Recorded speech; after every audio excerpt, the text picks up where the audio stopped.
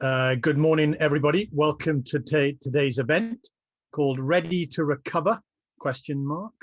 Leveling up and building back better, and any other slogan you can throw in relation to what we're going to do to get the country growing and underway again after the pandemic. The event has been kindly supported by PwC. Many thanks to them for working with us on it. We've got a great panel to discuss the road to recovery and what it means for our cities across the country. And I'll introduce them in a moment. But as always, just let me give you a few words of housekeeping. As always, the event is being recorded and will be made available on our website after the event. During the event, your microphones will be kept on mute. If you want to tweet about the event, the hashtag is CFC Ready to Recover. There will be opportunities to the speakers. You can submit questions at any time. You don't have to wait until you've listened to them all. And you do that by submitting a question via the chat function to ask a question. When we get to questions, if time allows, we like you to ask your question, so be prepared. But if you want me to ask it in your stead, that's fine as well. Just let us know when you submit. And we'll be done and dusted by 12:30. So let's get underway. Before I introduce our speakers, I'd like to pass the mic to Jonathan House, who leads on Devolved and local government activities at PwC, to say a few words of introduction and context. Jonathan, over to you.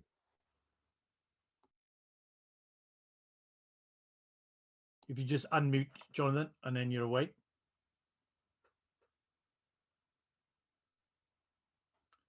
You need, yeah, unmute.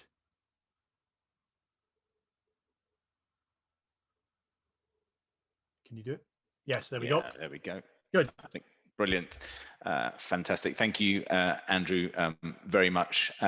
We're really pleased to be supporting today's discussion. It's one of the critical issues facing the UK. Inequality really within the regions is within and between the regions isn't new, but I think we have now a really great opportunity to be able to address it in a new and different way. So I think for us, there's probably three key challenges to the levelling up agenda and building back agenda, as you say. Firstly, how do you catalyse the economy into fair, sustainable and greener growth?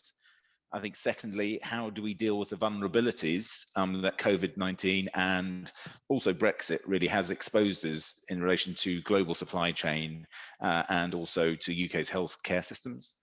And then finally, how do we tackle the inequalities which have been exposed and made worse by the pandemic? To get a bit of an understanding of that, because we could all have a nice discussion about it, but to get a little bit of a broader understanding and context around that, we surveyed 4,000 members of the public and we asked them some questions around this. And whilst much of the focus to date has been around infrastructure, has been around real estate, and we hear many governmental announcements about transport, communications infrastructure, real estate, real assets. I think the public that we surveyed have concerns which are much closer to home, and that is around housing affordability and quality, particularly jobs, skills and skill development for not only them but also for younger people in the economy, and interestingly, vibrant town centres. So some real concern around vibrant town centres and what that now means moving forward. So housing affordability, quality, jobs, skills, and vibrant town centres, much higher up than other areas. And obviously it's a combination of all of those, but that's certainly what comes out from what members of the public are saying. So having any sort of a levelling up agenda or building back better agenda, which is focusing on building a train line or a bridge over a train line or a station for a train line or anything about a train line, is interesting. But there are other areas which other public are also very concerned about. And so 5 real key factors for this. Now, interestingly, the industrial strategy has been dialed down now by central government in the previous budget as a bit of a footnote, as was discussed recently. But the plan for growth is what's required now. And I think the government will be looking to set that out. And that really is needed. We need a plan.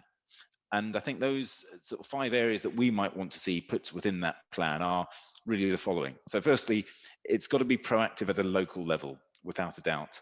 Central government there's often a focus from the media on what central government's doing here, but actually the critical part of this is the mayors and the leaders, like many of those here today. They have a real critical role to play in this.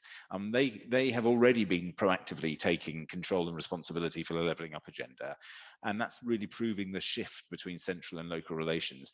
That hyper-local level knowledge will be required in order to be able to deliver that agenda. So making sure that we're thinking local and acting local will be important. And we see that from not only the individuals here today, but many of the individual political leaders and non-political leaders around the country. So people are starting to get an understanding of that, but that needs to be focused upon.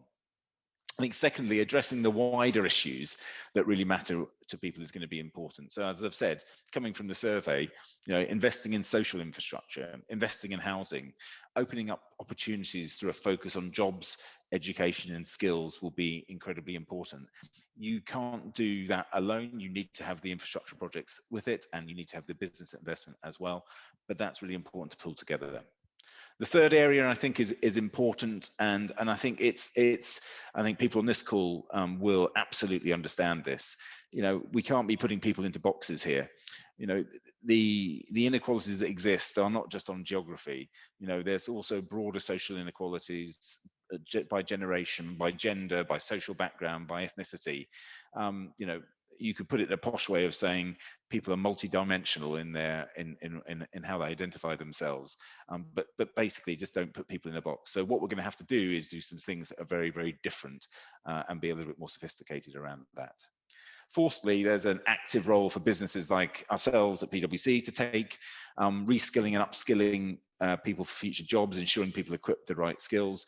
I mean, to be really clear, one of the biggest challenges for a firm like ours, and I'm sure for other professional services and other businesses around the country, is around recruitment, recruiting people with the right skills. We have hundreds of vacancies at the moment for people with the right skills, and we are always looking for top talent. So from our perspective, it's going to be really important that over the next few months, we get a plan which is really clearly in place about how to develop skills for the future. That is a big critical issue for many firms like ourselves. And I think finally, targeting different priorities in different places and doing it in a different way. So we often hear about the urban-rural split. We often hear about the north-south divide. I think really rather crude characteristics and characterizations really of something which is a much more sophisticated place. So I think what we're going to have to be doing is being a little bit more clear in our approach that matters in a particular place and being that hyper-local in approach. So I think in wrap up, in terms of what I've got to say here is, really, this is about understanding what kind of nation we're going to be into the future. Collaboration is going to be absolutely key to that. I think by taking an approach which combines all of the elements I've talked about, we can actually work to level up the UK as discussed. But you do need a plan, and we haven't got an industrial strategy. We do need a plan for growth, and that needs to come through. And I think the final point I would say is you can't wait for central government to come up with the solutions on these. They are looking absolutely for solutions to come from local leaders like the esteemed colleagues we have on the call today. And the very best local leaders are putting forward those ideas to government. And I think that needs to be the approach that we take forward. So thanks, Andrew. Brilliant. Thank you very much indeed, Jonathan. Great. Get context set in and a set of broader issues for us to grapple with. In your finest point about our local leaders are not waiting, and I think our brilliant panel will certainly tell us that they are not waiting, that they are super busy doing the things that are needed. So our first speaker is going to be Tracy Brabin, the Mayor of West Yorkshire. Following Tracy will be Abby Brown, who is the leader of Stoke-on-Trent City Council. And our third speaker is Andy Burnham, Mayor of Greater Manchester. Each of them will set out their stall, and then we'll get into a discussion and get some questions from our audience. So Tracy, over to you. Thank you. What an honour it is to be here today. And that was very interesting, provocative, but a survey of the 4,000 people contacted. But honestly, it's absolutely everything that I know and that I feel in my community that needs to be done. And certainly we're singing from the same hymn sheet. And when it comes to those inequalities, during the campaign to be mayor, it is so startling how brutal COVID has been for our communities, and has really highlighted those inequalities across the region, across West Yorkshire, that you can be in one postcode in West Yorkshire and a child born today, a boy born today, can live 11 years longer in better health than a child born in another postcode in West Yorkshire. And it's not just, as was said, not just north and south, not just east and west. It's actually not even city and town, it's community and communities, often side by side. So it's about the knowledge that the mayor has of those communities where we can do that granular work that was just identified. And we know that young people and Black and Asian minority ethnic communities have really suffered hard, women as well. So that intersectionality really does put people at a massive disadvantage. And certainly we know that 1 in 5 people in West Yorkshire live in neighbourhoods defined as the most deprived 10% in England. So that's 500,000 people. So I have a job of work to do, but I certainly know, having listened to our communities, that those 4 priorities that you've identified really do chime with my 10 manifesto commitments. So housing, as someone who grew up in a council flat, I know the value of good social housing. So I've committed to 5,000 affordable and sustainable homes. Jobs, another manifesto commitment, 1,000 good, well-paid, skilled jobs for young people. That's really chimed with youngsters across West Yorkshire. And skills, reskilling those who potentially have lost their jobs, those who were running businesses, whose businesses have gone under because they were part of the excluded millions and now are looking to retrain, and obviously young people. I'm committed to a digital academy based on the template of the Ada Institute in North London, which is for those youngsters from disadvantaged backgrounds, particularly girls, and getting them upskilled into those great jobs and to have those skills that you've identified that we're missing. But also vibrant town centres. Absolutely, and as the Member of Parliament for 5 years for town and villages, I absolutely understand that feeling that all the good stuff is happening in cities. But COVID has shown us that that sense of identity and belonging and place is absolutely vital to our well-being. So another manifesto commitment, which is part of a creative New Deal, is also to celebrate what towns have to offer. So my manifesto commitment of a Town of Culture Award that would be biannual, that would run alongside the City of Culture Award, that of course towns would never win because they don't have the capacity. But I think we have a really vibrant sense of identity in our towns, whether that's Hebden Bridge versus Dewsbury, whether that's about towns in Calderdale or Kirklees or Bradford. Keighley has just won a Towns Award, and they're going to really flourish, I think, in that opportunity to have a cultural offer to support well-being. And certainly what you were saying about having the job roles that are not, actually, we don't have those skilled workforce. We have an attrition of our clever youngsters that come here to come to our universities. That cultural New Deal and that creative New Deal will also hopefully act as a magnet and improve the quality of life for all of us. But for those people who want that bar culture, that nighttime economy, the dance, the drama, the comedy, the music, so that they will stay and look for work here. Certainly those 10 pledges have been my direction of travel.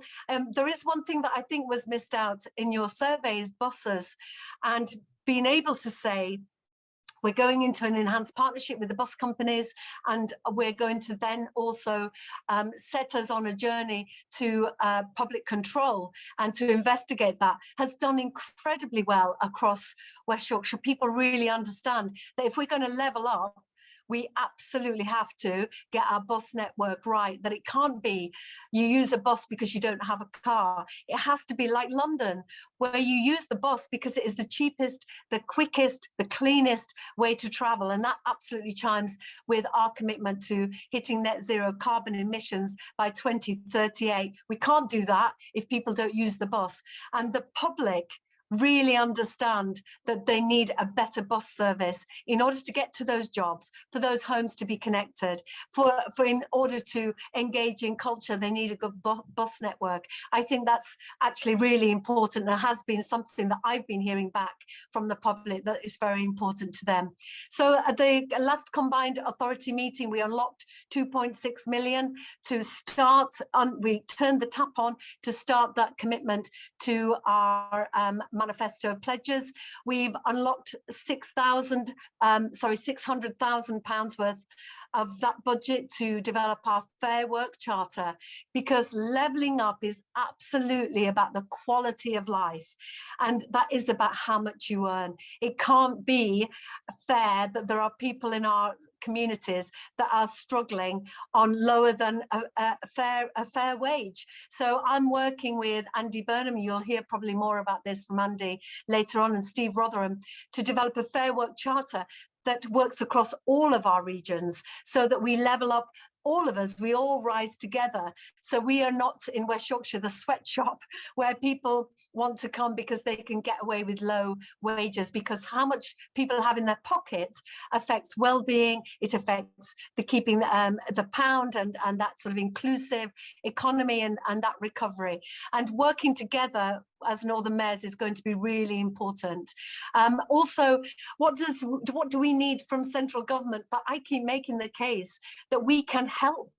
We can be partners with central government and help them commit, achieve their levelling up agenda, because we know how to do it. We know where to do it. We know what our communities need, and we just need that support from government to get things over the line. So, for example, having 60 announcements about transport and not a shovel in the ground, knowing that at Bradford we need that intercity rail link and the Northern Powerhouse Rail, and still we're waiting from government about that commitment, that integrated rail plan, that transportation plan that is so needed, we're still waiting. So it's important that government not be frightened by us or not want to work with us because we're Labour mayors.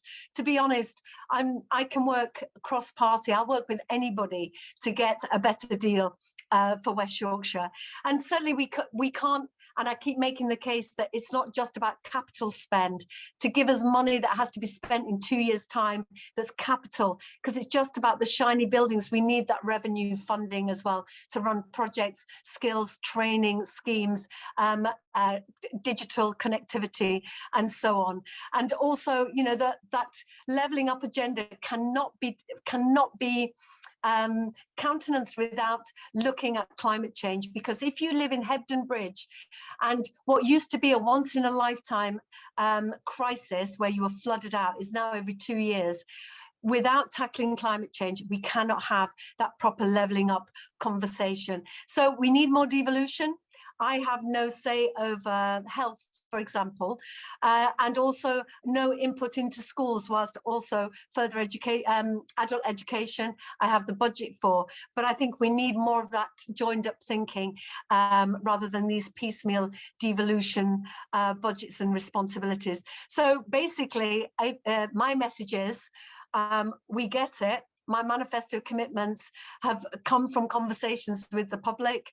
I'm ready to deliver, but we need government to help us as well. And we will help government, on their commitments to levelling up. We need more mayors, we need more agency over our lives. And more than anything, it can't be right that strangers in Whitehall and Westminster, and whether that's Conservative or Labour strangers, making decisions about our communities without us. I think we need to be round that table. We need to be in that room where those conversations are happening. Because just one last example is Channel 4, absolutely the magnet for cultural and creative industries to come here, but also supporting independent production companies to deliver content. If that's going to be sold off to the highest bidder, that's not levelling up in West Yorkshire. That's just taking something away from us that we thought we were buying into 2 years ago. So it is about having those conversations with us and making sure that we put the public at the heart of that agenda. Thank Brilliant. you.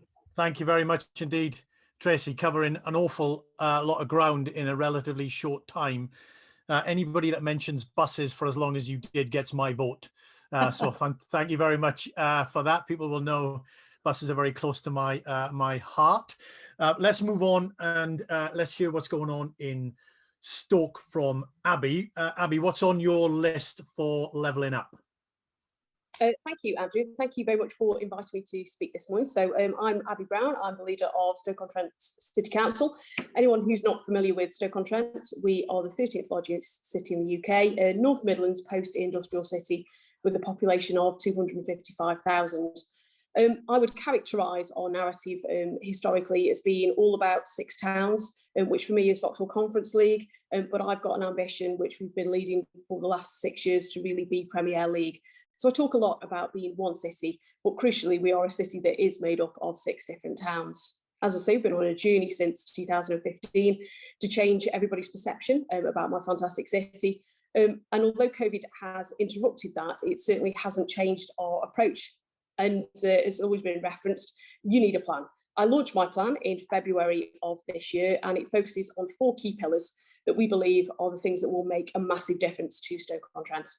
The first one is transport. Stoke-on-Trent is fantastically well located, really, really easy to get to, however you want to get here, but it's awful to get around once you are here. And we feel that we've been really overlooked in terms of our intra-city connectivity. Economic development is my second pillar. We have lots and lots of brownfield potential here. I'll talk more about why we're so good at it later, but we've got more to do. The third one is education and skills. Again, not somewhere that's something that we've performed particularly well at. Historically, we've had big industries here. People haven't needed to necessarily be highly skilled to be able to easily leave one job and walk straight into another, but the world has changed. And we definitely need to focus now on how we can upskill our very loyal and committed and adaptable workforce for the industries that we increasingly see wanting to come here because we're so well located. And finally, health and productivity. We have lots of issues that are connected to our industrial past, including low life expectancy, and we really need to challenge that. I want people to enjoy the very best there is on offer in my fantastic city. We also need to tackle issues at the other end of the spectrum, in particular around infant mortality, something that I feel incredibly strongly about. We launched our prospectus in February this year. It's been a long time coming, something I'd wanted to do for quite a long time. We launched it with our 3 MPs in front of an audience of hundreds on the internet. Of course, always an audience of hundreds on the internet. And one of the things we committed to do was actually to engage as well more broadly around how we take this forward. And whilst clearly, this discussion is around what the government can do to help us, I'm pretty much one of those people who's determined that I'm going to do things anyway. So some of this was around how we are going to engage with people to do things moving forward. And part of that was launching a city forum, which we launched in May, bringing people together. And actually later this week, we'll be launching our first feedback report from the things that we've done to date in the last 6 weeks. So in terms of power and resources, what I would ask for government for, I think it's a bit of a mixture. And as I've already alluded to, I actually think that local government has a huge number of powers that we haven't actually used already. So I'm very much always rummaging in the bottom of the box to see what there is that might be there that I can get hold of and use, or equally, if it's not my powers that somebody else has got that I can also use. I also think there's a huge amount there connected to that around support and engagement with other organisations, locally, regionally and nationally to use. And finally, of course, I think there's already been touched on the element around fair funding. There has, as Tracy's already mentioned, a huge number of beauty contests. And if they're there, we're going to have a go at it. But it is actually really, really exhausting to be continually trotting out why you should be the best to go for this or for that. What I really want more than anything else is to be appreciated, accepted, and for my brilliant city to be brilliant for just being Stoke-on-Trent. So in practice, what does my city prospectus ask for? In terms of transport, we're after investment to achieve what I believe that other comparable cities have had. We've had some success, though, around things already. We're one of the shortlisted places around reviving railways. So I'm hoping to see the return of light rail into my city soon. It's something historically we've seen a lot of here, and I think we are in a great place to have that come back. Again, public transport is really important to us.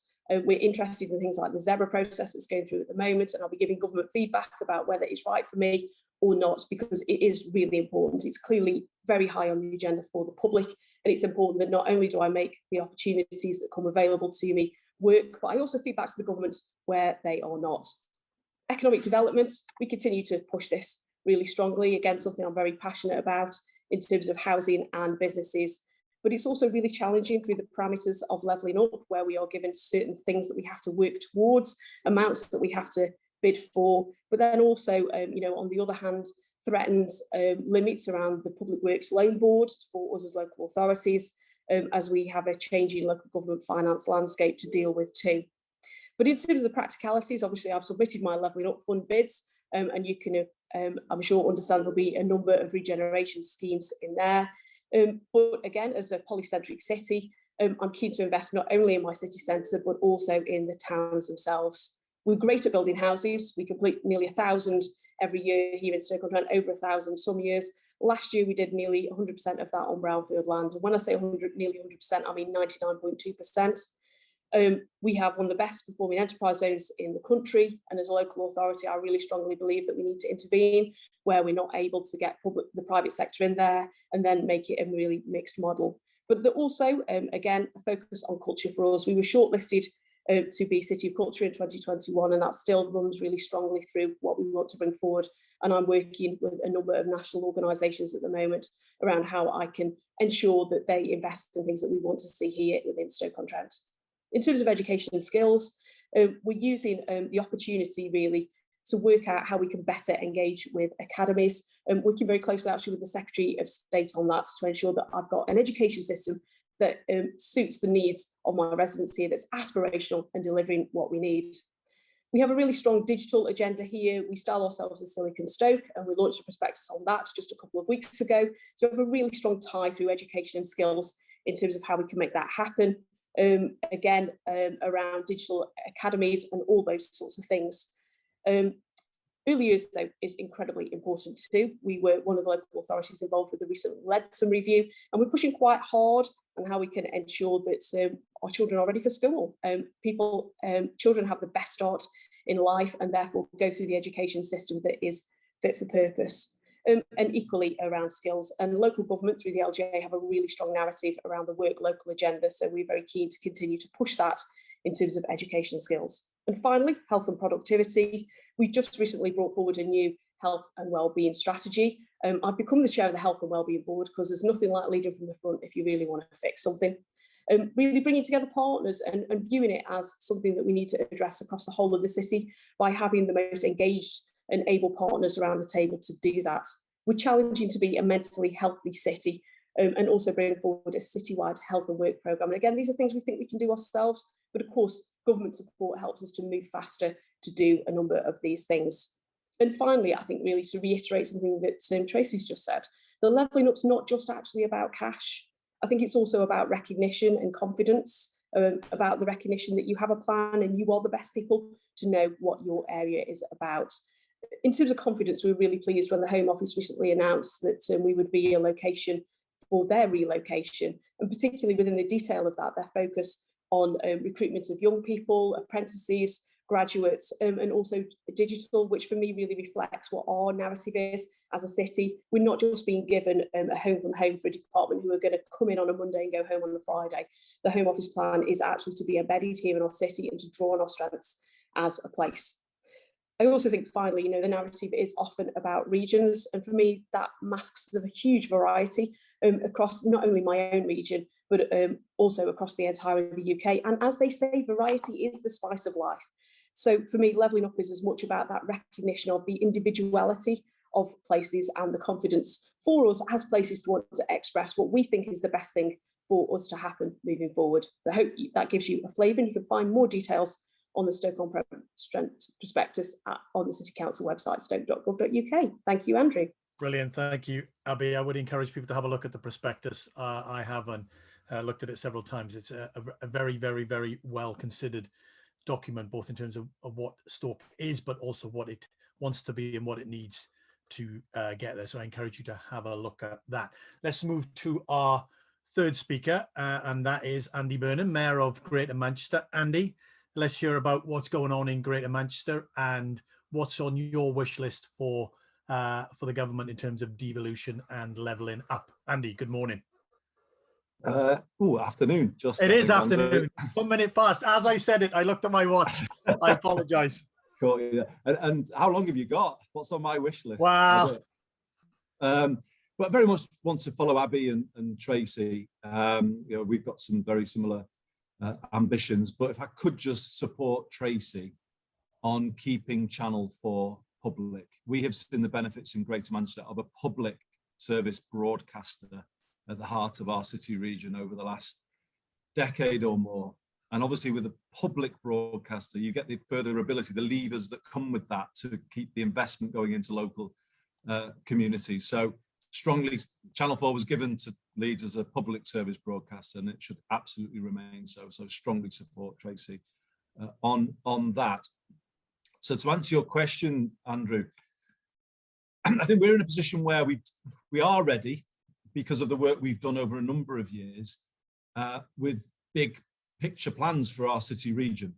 So last Friday, the Greater Manchester Combined Authority confirmed 30th of May 2022 as the start date for the country's largest clean air zone. It won't include private cars, but it will include other vehicles. And of course, that's a catalyst to change transport, people changing vehicles.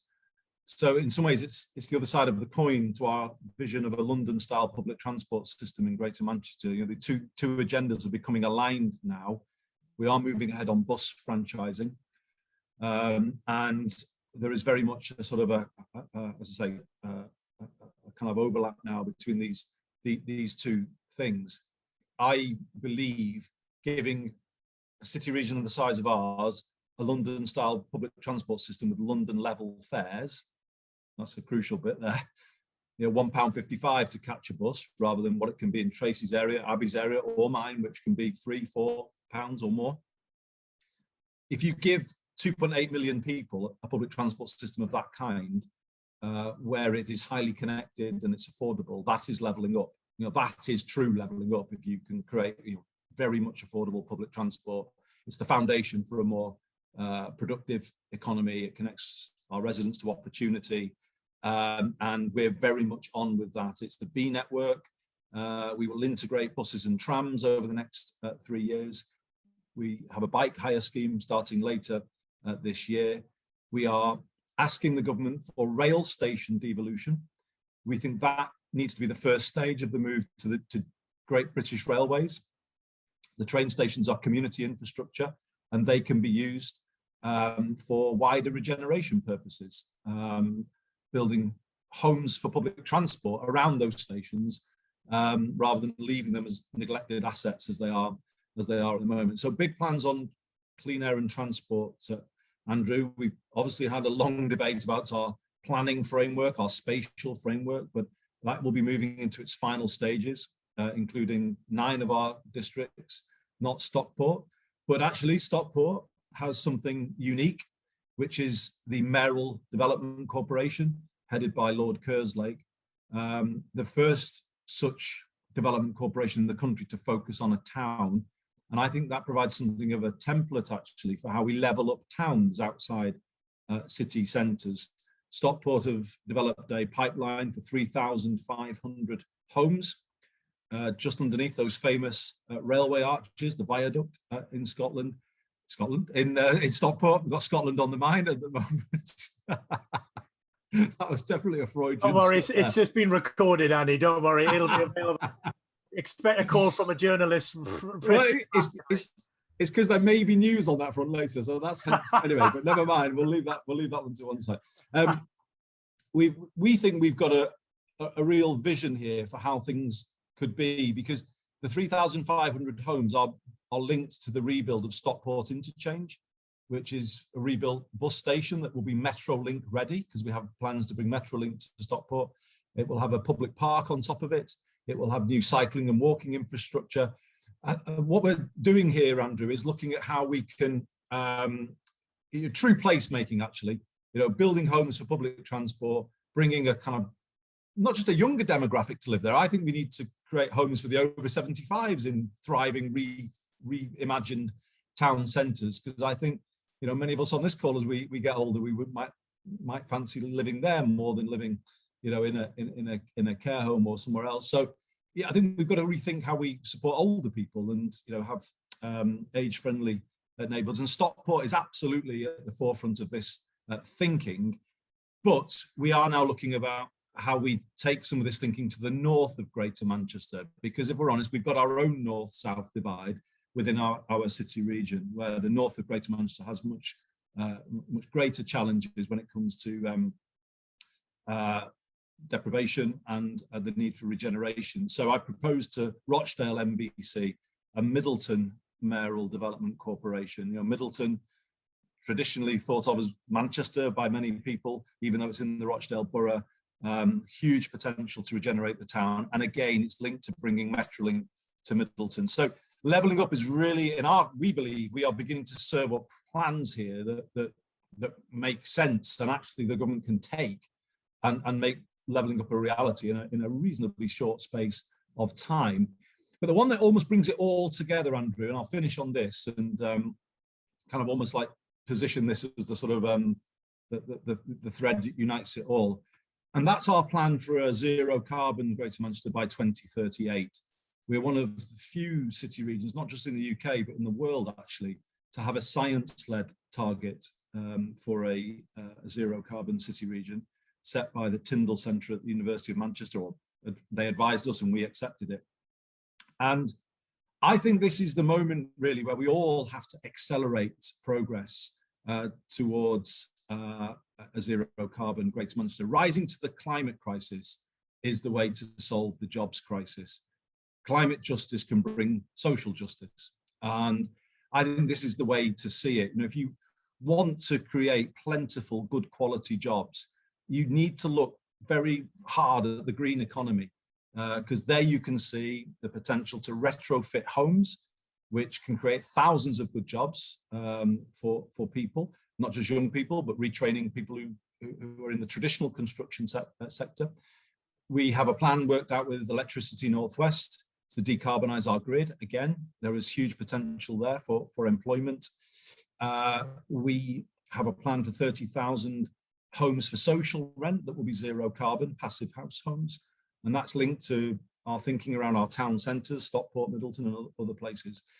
So I suppose what I'm saying, Andrew, and this is where I'll end, if we do accelerate our response to the climate crisis, I think it's the quickest way to level up society, in that we give people good jobs, we give people good homes that are cheaper to run, homes that better support their health, and that's important coming out of a pandemic.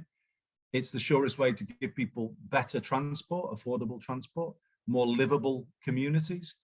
This is how this all comes together, I think, coming out of this period that we've lived through. So that's very much the thinking from Greater Manchester, and I will hand back to you.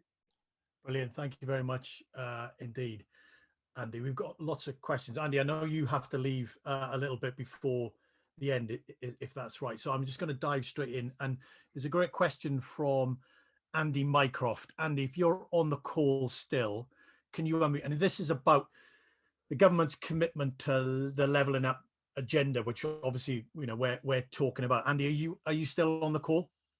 Oops. Yes, I am. Hi. Right. Fire away. Ask your question, and we'll get some quick responses. Yeah. Good afternoon. I'm just wondering, in light of the evidence from the Chesham and Amersham by-election, that there seems to be growing resentment amongst some Southern voters, particularly Conservative voters, traditional Conservative voters, rather than possibly the new Red Wall voters.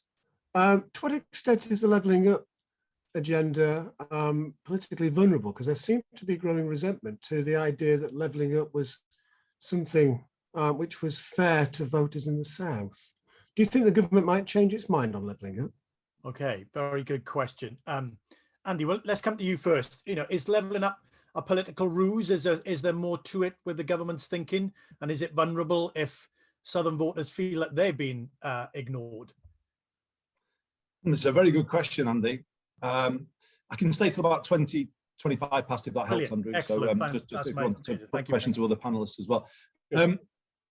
I think it's in the balance, I would say, if I'm honest. I would praise this government for being the first government to put regional inequality at the heart of its mission. So, you know, let's be straightforward about that. Levelling up is the right theme. Where I am less praiseworthy is in seeing evidence of it actually happening. And, you know, I think Tracy's kind of nailed it really. You know, you've got to help people level up and communities level up. And actually you've got to start in the places that are furthest behind.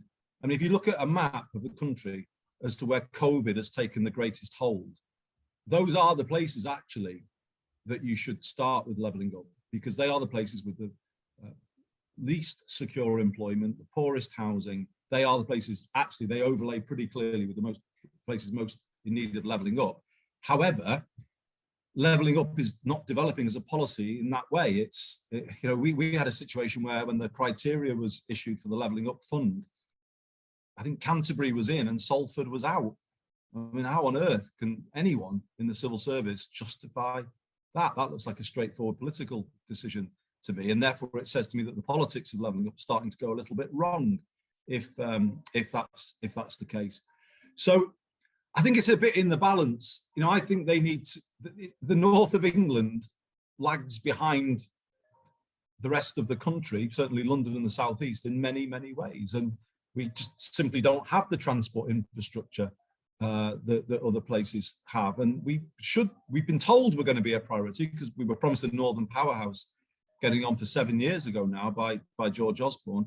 And you can't say that to voters here and then all of a sudden, you know, fudge it when it starts getting more difficult down south. I mean, so I say, I think it's in the balance, but I would be the first, and I do say to the government, if they back us on a London-style public transport system for Greater Manchester with London-level fares, I will call it straight and I will praise them for doing it, because I want levelling up as well.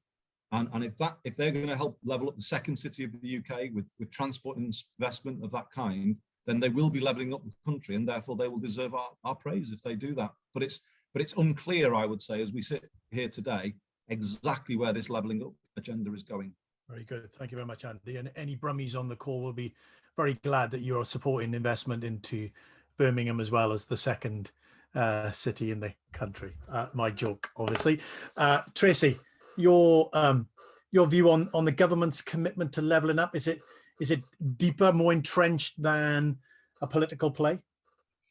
Well, a really great question from Andy, who I know very well, who is a real devolution expert. And thanks for asking the first question, Andy.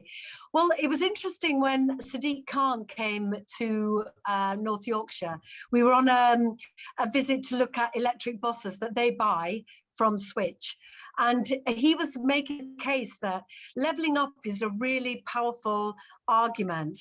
But in London, there are communities that are as poor or as struggling or as being impacted by COVID as much as communities in the north. And the problem, I think, is that the levelling up agenda pre-COVID made a bit of sense.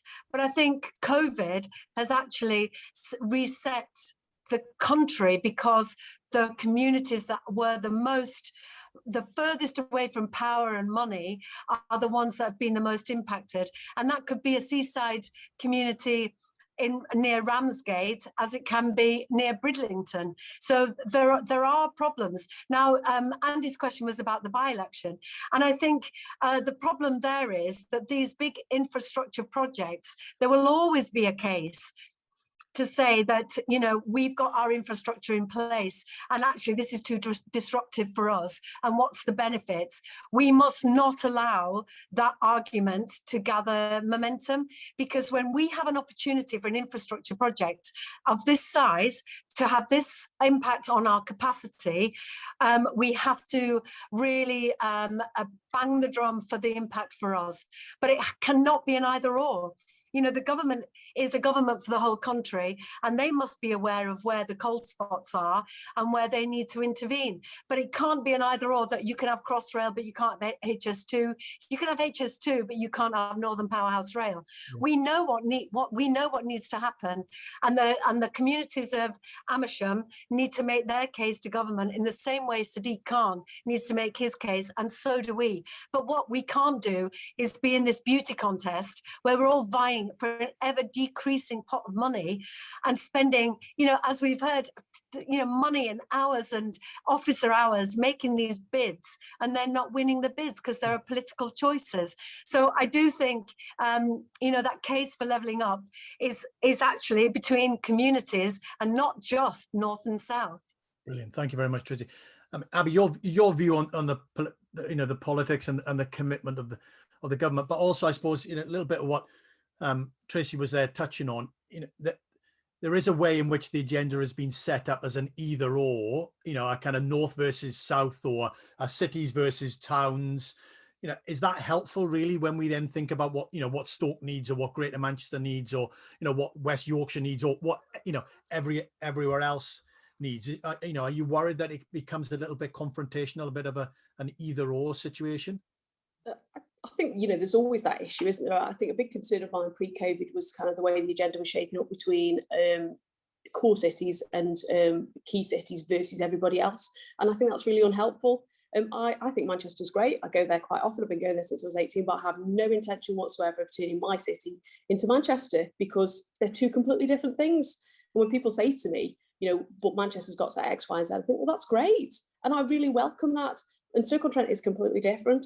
So I think, you know, we need to be really careful that we don't end up in that space in terms of competing against each other, for those of us who do expect to be levelled up and want to be levelled up. And in a way, we're testing out, aren't we, whether it's going to be viable or not.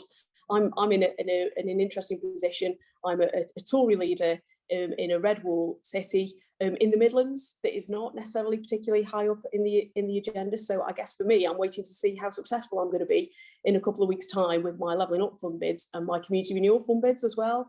But I think it is, in a way, as Tracy and Andy both said, about us ensuring that our messages are heard, and where we do see things that are not working. I think I alluded to this earlier. You know, things around buses. You know, is the government's agenda at the moment going to work for me on the scale that I'm looking at? And if it isn't, am I going to feed that back, and are they going to listen, and kind of how you play through that? And I think, you know, we have seen some success around that. So things like, for example, brownfield regeneration funds that previously I wasn't able to access because they went to combined authorities. I've lobbied really hard around that. I've got a fantastic record to demonstrate that I deliver on brownfield sites for resi and or for development. And the government have listened, and now we have the potential as a non-MCA to do that. And I don't see why I should be forced to become an MCA to do that if actually that also doesn't fit my agenda. Yeah. You know, I dislike the whole beauty pageant and being forced into a box type agenda. Why can't my city just be great for being what it is? Yeah, that's a great point, and picks up on a question we've had from Kevin Johnson. If you don't mind, Kevin, I'm going to read it out for you. So his question is: Stoke and West Yorkshire have taken different routes on elected mayors in recent years. Greater Manchester now obviously has a second term mayor. Will the model of local leadership make a difference to levelling up? Abby, you know, just you know, develop that a bit further. Are you worried that, or do you have in your mind that in order to get more success, you'll have to go down the elected mayor or the MCA route? Is that what you're hearing from government, or are you more confident they recognise the differences in different places? I think it's probably something that is going to be something that rumbles on. You know, anyone who knows the political history of Stoke will know, as the questioner suggests, that we've had an elected mayor and got rid of that. And I don't sense there's an appetite out there for that. You know, absolutely huge opportunities for metro mayors, but you know, we've made our decision, and I suppose, you know, my style of leadership, I'd like to think is such that I'm going to be determined. You know, I would describe myself, but other people describe me as being relentless in pursuit of what I want, and I'm going to do that as the leader of a local authority. I didn't need to be an elected mayor to do that, and I've delivered things on the back of that. Of course, there are therefore things that are not open to me, but that isn't going to stop me from asking for them either, is it? No, it's a very good point. Tracy, you know, you're reflecting, obviously you're a new mayor of a new place, as it were, you know, the West Yorks Combined Authority. I mean, what would you be saying to other places that are thinking about, you know, going down the Metro Mayor and Combined Authority route? Well, if I could just say, as the first ever woman Metro Mayor in the country, I celebrate Abby's leadership, actually. So, you know, you don't necessarily have to have the mayor plate on the door to be leading in the way that Abby's obviously leading. Obviously, this was part of the government's approach, that we could only have the money if we became a mayoral combined authority. Now, I see my role, obviously, it's all making all those choices and setting the direction of travel about how we recover, my manifesto pledges, but also my role is to be a champion for our communities, to be a voice to government, so that everybody in West Yorkshire knows if we have a problem, I'm going to be the one that's going to be knocking on the door of government and be their champion and be their advocate, and, you know, be a loud voice, not just for us to get in regional investment and government investment, but international investment. So it's been an opportunity to identify across the world what West Yorkshire is, because they have someone who is their champion. So, you know, we are in a situation where we were tied into this. We were behind for a number of years in what we could do, because we didn't have that mayoral combined authority, because we were trying to sort out our devolution package.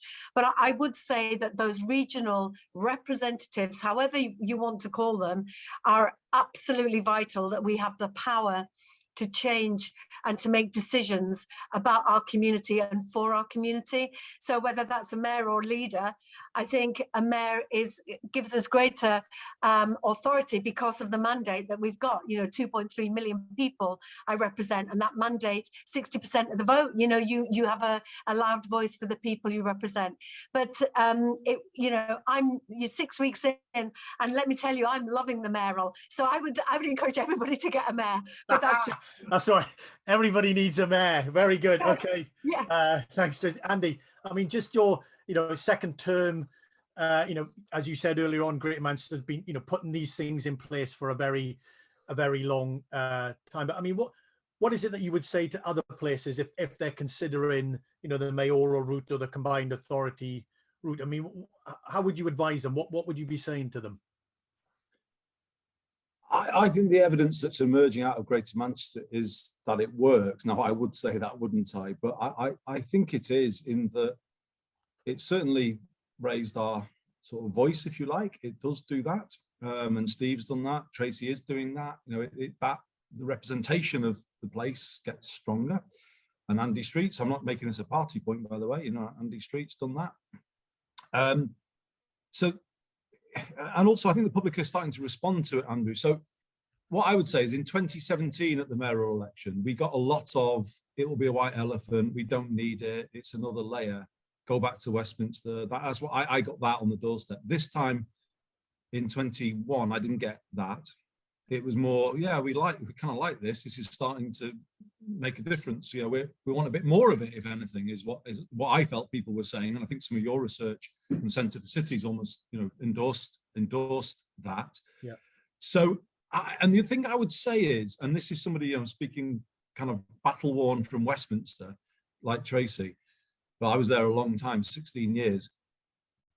It has allowed me to kind of rethink how I do politics, in that you just cannot do in Westminster. So Westminster is party first, and you're trapped in that system. And it creates a dysfunctional environment, to be honest, that business can't work with, and it's the agendas, and we all know what goes with that. You come into this role and it's place first. And that's the right starting point to build a healthier politics, I think, because it's a unifying starting point. Everyone believes in the place. And therefore, I think the mayoral role, if people go about it in the right way, I mean, you know, obviously everyone can have their judgments about how I go about mine, or, you know, but generally we do try and adopt, you know, what's right for the place is the first question that, you know, we start with. It kind of, I think it is building a healthier way of making change happen in Greater Manchester. And so I would say there's a real benefit in that, number one. But also, Andrew, I would say that cities are going to drive change in the 21st century. They're going to be the early adopters. And cities with their wider hinterland, the regions, are going to become, you know, really, really important places. I think the 21st century economy will be driven from the bottom up. the move to decarbonize, to digitalize, it will actually be driven bottom up, as opposed to what we're all used to in this country of things being imposed top down by legislation. And England's cities need to be freed up, I would say, to be fully part of that world. You know, when I meet fellow mayors around the world, it is the case that we are, you know, quite feeble really compared to some of the, you know, certainly the American mayors, but, you know, other places as well. So we're kind of not, we're not freeing up our economy across the country, if you like. We need to give more enabling power to communities across the country to build that 21st century British economy that is more regionally balanced. And to be fair, George Osborne, in the end, alighted on the right model, I think. You know, the North, I was a fan of Northwest devolution going back, you know, to the Prescott era. And that really didn't fly because it felt bureaucratic. That really did feel like another layer. I think with the building block of the city region, people can identify with that. I think not many, I don't think any under 30s in Greater Manchester put Lancashire on their envelopes anymore. The over 80s still do. But everyone, I think if you're under 40, let's say, you're buying into the Greater Manchester identity because that's all you've known. You know, that's what you've grown up under. So that you've got an identification with the place that's strong now. And I kind of feel that it's kind of ready to go. And, you know, no one wanted a mayor in Greater Manchester. You remember that. I mean, the deal was George Osborne wanted the mayor. The 10 leaders wanted the power to re-regulate the buses. So the deal was done. They got the power, but they had to accept me. And they frequently remind me that they only tolerate my existence so that I change the buses. And yeah, well, that's fair enough. Very good. I'll do a few other things as well, apart from that. But I would just say, Andrew, I think it's working. And Steve Rotherham and I met in Tracy's office yesterday. And then when you start to get the three of us together, those M62 mayors, where we've got about 7 million people with us, it's the critical mass of what builds out from that. And obviously, as these organizations that we lead develop more maturity and more independence, we'll be able just to do things without the say-so of Westminster. I'm thinking 10 or 20 years down the line here, but it will come, won't it, when you've got, you know, 3 combined authorities that can actually partner. You know, sometimes me and Steve might partner on something, me and Tracy might partner on something. You know, so you can just see how it's a flexible building block that could really change things. Now, I absolutely get where Abby's coming from, and you know, it's got to be right for the area, isn't it? You can't impose these things on different areas. But I do think it's incumbent on all parts of England really to serve up to Whitehall a sort of a vehicle that can be trusted to then deliver, if you like, you know, that is got scale and capability behind it, because then we'll make devolution really happen. And I think then we will start to close some of the regional inequalities in the country. And I would, you know, one thing I would just say to Abby, I strongly agree with the point about let's make this collaborative, not competitive. You know, the Channel 4 issue actually was a nightmare because we all spent a huge amount of time and money on it. And in the end, it was a lot of wasted effort, those beauty contests, as Tracy was saying. Yeah. You know, Leeds is strong in areas that we're not. We're strong in areas that Leeds isn't. You know, let's all of us recognise each other's strengths, and as far as we can, collaborate around transport. You know, that's got to be the way to go. But English devolution is working, Andrew, is what I would say. It's early days, but it is working, and the government needs to be encouraged to stick with it. Brilliant. I mean, there's so much more we could discuss, but we're out of time. It's 12:30, and I said we would finish. I know everybody's super busy. I'm going to give Jonathan a chance in a moment just to say final kind of reflections. But thank you all, the three of you, for joining with us. I know you're all incredibly busy doing the things that you were talking to us about, so it's very much appreciated you spending your time with us. And obviously thanks to PwC and to Jonathan and his colleagues for working with us. Jonathan, is it just a kind of reflection from you on what you've heard and where we go next? I mean, I think very quickly, because of time, I would say that what this debate has shown, there is a great deal more sophistication needed in terms of the approach that the government would take to this. This cannot be about just saying it's north versus south, or whether it's east versus west, as has been said, or urban versus rural. The nuances of local areas are incredibly important, and the people who know that are the leaders of those local areas, and therefore they have to be leading the solution on that, and that's what we would suggest. Very well put. A great way to finish. Thank you again for everybody for joining and putting your questions in. We couldn't get as many as we would ideally want, but I thank you all for this. The recording will be on our website, centreforcities.org. Our next event is on the 6th of July, actually picking up some of the issues discussed today about the role of cities in achieving the net zero target. So have a look at that. We'll be publishing some research on that day, details on our website. But as always, until the next time, stay safe and take care. Thanks for being. Bye. Bye-bye.